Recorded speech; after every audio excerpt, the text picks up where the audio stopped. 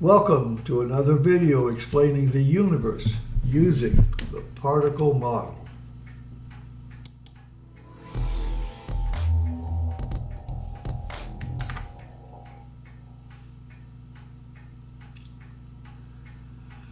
Today's video is on the transistor. I did the diode series quite a while ago and promised to do the transistor, never got to it. It's not as simple to do as the diodes. In fact, I did a lot of diode videos. The basic diode, light emitting diode, photoelectric effect. That's the Nobel Prize. Einstein won the Nobel Prize because of his paper on the photoelectric effect. There's the Zener diode, the photodiode, and the laser diode, all of them. Quite interesting that you can use one basic concept to do so many things. But we're talking about the transistor today, and this is a transistor test circuit from this link, and this is its IV curve from that link. And different pictures, but it's really the same. This is an NPN transistor, negative, positive, negative. The collector material is negative, the base is positive, and the emitter is negative. And this is a battery voltage for the base, which feeds, which through the resistor provides current into the base. And if you provide enough current flowing this way, you will get current flowing this way. And this is what's being shown over here. This is the collector current. The I sub C is the collector current listed here. This is the horizontal line is the voltage across collector to emitter, VCE, V sub ECE is here. And the base current is each of these individual lines. And there's solid lines up and down depending on what base current you happen to pick.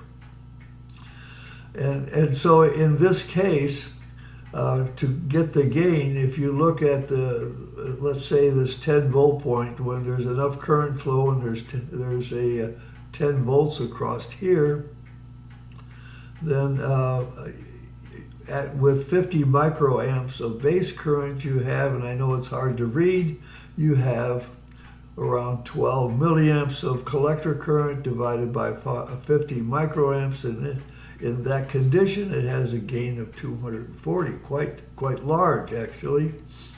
100 is much more typical, but nonetheless that's how you read that. So if you had that as your operating point with 10 volts across here and those two currents, this would be your operating point of the transistor, and you can vary this up and down. Well, in fact, you can vary it all the way up here. Provide that much current, you're going to have that much collector current.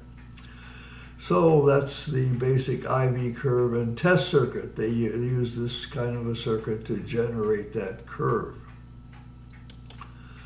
Well, to build a transistor, you start with a silicon substrate, and then you dope each part of the transistor. Here's the emitter, the base, and the collector. The collector is the first one to be doped, and if it's doped with phosphorus, you'll have atoms in this whole section that have more electrons. A standard model would say they have an extra electron in the outer valence band, and they dope it with a certain percentage, and they get so many of those, and that fills the whole thing here up to the line, even though it's not shown. And then you dope the base with boron, and you end up with missing electrons, and these are holes, supposed to represent holes, and that fills this whole area with positive ions, if you will. And then last one, you dope the emitter, and it fills the whole area.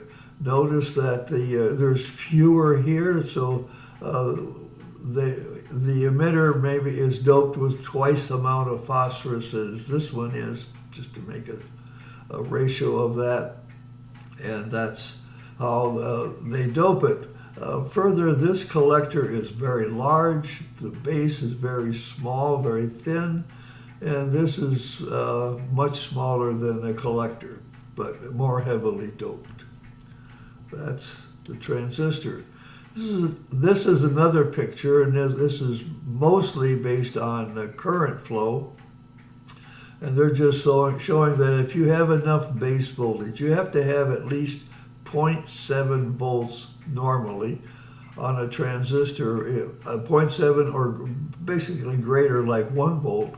If you have 1 volt source here, what happens is the positive part of this battery pushes the positive part of the base away into this area, making the barrier, the depletion zone, smaller, and allowing the base current to flow this way. Once there's enough flowing this way, then the current flows all the way around this way.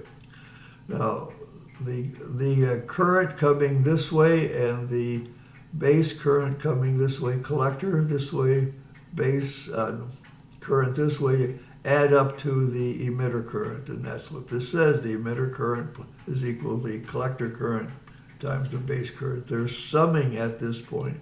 The current sums. Not with the electron. The electrons are being emitted out here and going this way, and that's what this arrow and little arrow is about. Electrons come out this way and go around, and electrons come out of here and go this way and around. So the number of electrons here are added to the number of electrons here to give the number of electrons in the emitter lead. Same thing, opposite direction. But when you go this way, there's a split. The emitter current goes this way and the collector current goes that way. Question that I am trying to ask is, how does it do that split? And so this is the same test circuit as was shown in the other slide. The only thing is now I've added this base battery emits G1s at speed C, and they go this way and around that way, and this battery, the collector battery, emits G1s at speed C, and the small amount of electrons here versus the large ones add to the number of electrons, or actually I should be G1s, moving towards the emitter point. And then that gets to here and it has to split, part going this way and part going. So the red dot, I added the red dot to show you that there's a split, and that split has to be controlled in some way. Well, the one thing I've done in the past that helps with the split is when I explain parallel resistors. This is my video, slide is from my video on the parallel resistors, and I was using a 3K resistor and a 6K resistor, and I was showing how the G1s split, 2 to this side and 1 to this side. G2 mass is primarily based on the G1 density of this and of this resistor and that resistor. But it turns out that although the 3K is a smaller resistor, it's a physically larger device, and as a consequence has twice the G1s as the 6K. The 6K is a much smaller device and has half the G1s here that the 3K has. And so what happens is when the G1s come up to this split point, this is a split point, for every one that goes this way, 2 go that way. And that because this is the larger mass, the more will go this way, and 2 to 1. it's the F2 force field around it that controls that. That's what the diagram shows. The loss to the large one, the loss to the small one sets up a force differential here, pushing some this and one this way for two that way. That's how it splits. It's the only mechanism the particle model has, and so you can apply that to the transistor and say it's got a split. Well, let me go back to the gain before I try to explain, well, this is in part. I'm going to explain this example. I got this one off the internet. It's a similar circuit, but different symbols here. It's a 10-volt collector battery. The collector resistor is 972 ohms. The base resistor is 14,000 ohms. The amount of voltage drop across this is 0.7. See, everybody uses 0.7. And as I said before, you had a 12 milliamp, you end up with a 12 milliamp collector current this way. So the base current they measured was this big number, the way they wrote it. I rounded it off to 120 microamps. It's the same thing, 120 microamps. So you can get the gain of this circuit by, again, dividing the collector current by the base current, and you get 100. This is much more typical of a transistor. Well, so I did a simple thing. I said, okay, the collector resistor is a small resistance, but it has a large G2 mass. It's a large mass. The collector resistor is a large mass. The base resistor is 14K, is a much smaller mass. And when you want to apply the gain to that, you end up by taking the 14K resistor divided by, I rounded it off, make it easy, 1K. And I get a gain of 14. Doesn't look good except for the fact that totally ignore the transistor. All I'm looking at is this and not what's going on inside. And clearly there's something going on inside that it isn't accounted for strictly by the resistors. Well, here's a physical cross-section of a transistor with a collector being the larger one, doped with phosphorus, the base being a smaller one, doped with boron, and then this emitter doped with phosphorus again. And it shows it shows the two currents feed. This is a current-based diagram, so the current comes into the base, feeds the emitter and around again, and the collector feeds that way again. And of course, the sum of the two is the sum of the emitter current. This is really just beyond my ability to use a diagram like this or any other one that might portray it. First, well, I don't even know if that it would go this way. It seems to me it wants to get from here to here, and it's going to go this way. I mean, after all, this is the base emitter junction, and here is the collector emitter junction. This ought to go from here to there. I think the person drawing this,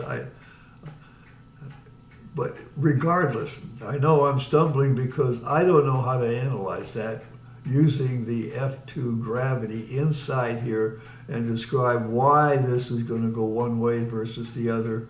I, again, put a base resistor here and a collector resistor here and then try to analyze all that. Sorry, I haven't done it.